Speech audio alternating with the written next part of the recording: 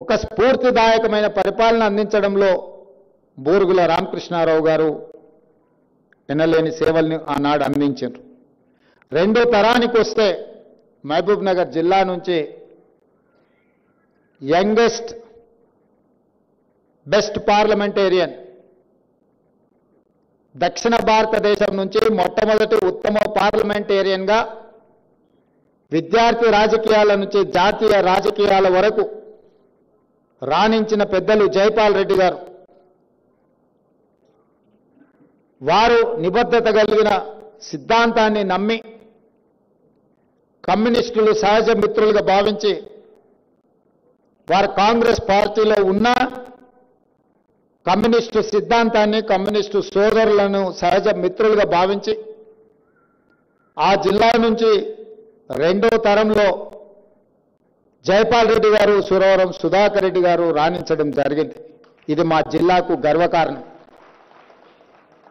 ఎప్పుడైనా ఎక్కడికైనా ఏదైనా వేదికలు పంచుకున్నప్పుడు మన ప్రాంతం గురించి, మన వాళ్ళ గురించి, ప్రజలకు అందించిన సేవలు, ప్రజలలో వాళ్ళకు వచ్చిన గుర్తింపును చెప్పుకోవడం మన గౌరవాన్ని కొంత పెంచుతుంది.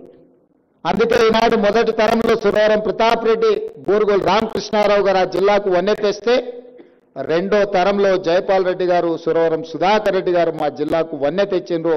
వాళ్ళు ఎప్పుడూ ప్రజలలో గౌరవాన్ని పొందుతారు. వారి కుటుంబానికి ఎప్పుడూ ప్రజలు నమస్కారం పెట్టానే ఉంటారు.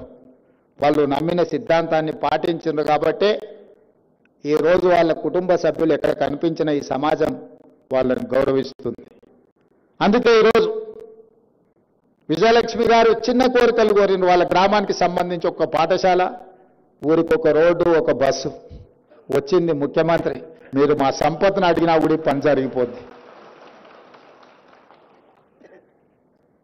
ఈరోజు తెలంగాణ రాష్ట్రంలో ఏదైనా నిర్ణయం తీసుకోగలిగిన శక్తి మీ పాలమూరు బిడ్డకున్నది. ఈ వేదిక మీద నుంచి వారి గౌరవం అలంపూర్ శాసనసభ నియోజకవర్గానికే కాదు, రాష్ట్ర స్థాయిలో వారి గుర్తింపు ఉండే విధంగా, వారి నమ్మిన సిద్ధాంతం ప్రజలకు అర్థమయ్యే విధంగా హైదరాబాద్ స్థాయిలో కూడా వారిని ఎప్పుడు గుర్తించుకునే విధంగా ఒక మంచి నిర్ణయం మంత్రివర్గంలో తీసుకుంటాం. మంత్రివర్గ సహచరులతో మాట్లాడి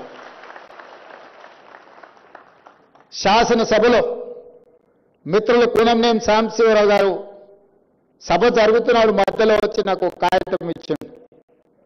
ఆ కాగితం సురవరం సుధాకర్ రెడ్డి గారు వారు ఒక లేఖ పంపించారు. తెలుగు యూనివర్సిటీకి భాషలో ఎన్నలేని సేవలు చేసి తెలంగాణ విముక్తి కోసం పాటుపడ్డ సురవరం ప్రతాప్ రెడ్డి గారి పేరు పెడితే బాగుంటుంది అని సుధాకర్ రెడ్డి గారు నాకు ఒక లేఖ రాయడం జరిగింది. ఆ లేఖ చదివిన 10 నిమిషాల్లోనే అదే శాసనసభలో నిలబడి పెద్దలు సుధాకర్ రెడ్డి గారి సూచనను మా మంత్రివర్గం, మా ప్రభుత్వం తప్పకుండా తీసుకుంటుందని చెప్పి అక్కడికక్కడ శాసనసభలో తెలుగు యూనివర్సిటీకి సురవరం ప్రతాప్ రెడ్డి గారిని ప్రకటించడమే కాదు, ఈనాడు తెలుగు యూనివర్సిటీకి సురవరం ప్రతాప్ రెడ్డి గారి పేరు పెట్టి మంత్రివర్గంలో నిర్ణయం తీసుకొని ఈరోజు తెలంగాణలో ఉన్న తెలుగు యూనివర్సిటీకి సురవరం ప్రతాప్ రెడ్డి గారి పేరు పెట్టుకోవడం జరిగింది అని చెప్పి ఈ సందర్భంగా గుర్తు చేస్తున్నాను. ప్రజలు ఎన్నుకున్న ముఖ్యమంత్రిగా ప్రజల చేత గౌరవింపబడే వ్యక్తుల యొక్క పేర్లు, వాళ్ళ చిరునామాలు శాశ్వతంగా ఈ తెలంగాణలో ఉండాలి. అందుకే కోటి ఉమెన్స్ కాలేజ్ యూనివర్సిటీగా మారితే ఆ మహిళా యూనివర్సిటీకి వీరనారి చాకలి ఐలమ్మ పేరు పెట్టడం ద్వారా ఈ తెలంగాణలో పోరాట స్ఫూర్తికి గౌరవం ఉంటుంది అని చెప్పి తెలుగు యూనివర్సిటీకి వీరనారి చాకలి ఐలమ్మ పేరు మా ప్రభుత్వం పెట్టింది. ఇదే కాదు, Indian institute of handloom technology ఒక నూతన సంస్థను కేంద్ర ప్రభుత్వం నుంచి సాధించుకొని దానికి కొండా లక్ష్మణ్ బాపూజీ గారి పేరు పెట్టి ఆనాడు మొదటి తెలంగాణ ఉద్యమంలో తెలంగాణ కోసం పదవీ త్యాగం చేసి స్ఫూర్తిగా నిలబడ్డ కొండా లక్ష్మణ్ బాపూజీ గారి పేరును ఇండియన్ ఇన్స్టిట్యూట్ ఆఫ్ హ్యాండ్లూమ్ టెక్నాలజీకి ఈరోజు మనం పెట్టుకోవడం జరిగింది. వీళ్ళందరి పేర్లు పెట్టుకోవడమే కాదు, ట్యాంక్ బండ్ మీద సర్దార్ సర్వాయి పాపన్న గౌడ్ యొక్క విగ్రహాన్ని ఈరోజు ప్రారంభించుకున్నాము అనంటే ఆనాడు సామాజిక చైతన్యం తీసుకొచ్చి బహుజనుల యొక్క ప్రభుత్వాన్ని పాలనను అందించి గోల్కొండ కోట మీద నుంచి పరిపాలన సాగించిన సర్దార్ సర్వాయి పాపన్న గౌడ్ విగ్రహాన్ని అక్కడ సెక్రటేరియట్ ముందలో మనము మొన్ననే నిర్ణయం తీసుకున్నాం. ఎందుకంటే తెలంగాణ ప్రాంతంలో వీళ్ళందరూ స్ఫూర్తి కావాలి, వీరి స్ఫూర్తి శాశ్వతంగా ఉండాలి. ఈనాడు సిద్ధాంతాలను మర్చిపోయి కేవలం అధికారం కోసమే, అధికారం ఉంటేనే రాజకీయం, 5 సంవత్సరాలు కూడా ప్రతిపక్షంలో ఉండలేమని ఆలోచన చేస్తున్న సందర్భంలో కమ్యూనిస్టులు అంటేనే ప్రతిపక్షం. ఎవరు అధికారంలో ఉంటే వాళ్ళు ప్రజలకు వ్యతిరేకంగా పనిచేస్తే వాళ్ళు దించడమే లక్ష్యంగా పెట్టుకొని పనిచేసిన కమ్యూనిస్టు సోదరులు శాశ్వతంగా ప్రజలలో ప్రతిపక్షంలో ఉండడానికి వాళ్ళు ఎన్నోసార్లు ఇష్టపడ్డారు. అధికారంలో ఉంటే పరిమితమైన పనులే చేయొచ్చు, కానీ ప్రతిపక్షంలో ఉంటే ప్రజలు కోరుకున్న ప్రతి పని కోసం కొట్లాడవచ్చు.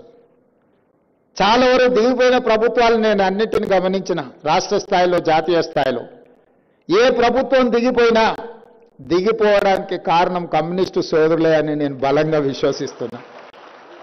మొన్న దిగిపోయిన ప్రభుత్వంలో కూడా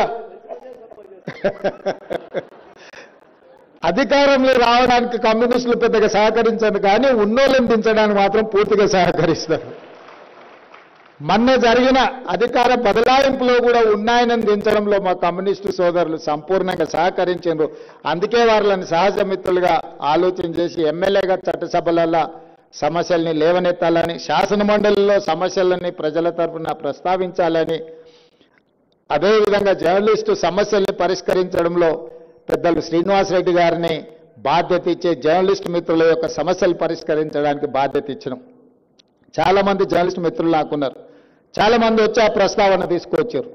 నేను చెప్పిన మీకు ఇస్తే మీకు నాకే ఉపయోగపడతారా, మీరు శ్రీనివాసరెడ్డి గారికి ఇస్తే అందరు జర్నలిస్టులకు ఉపయోగపడతాడు, కాబట్టి ఆ బాధ్యత వారికి అప్పచెప్పినా వారిని చేయనియండి, మళ్ళీ చూద్దాంలే అని.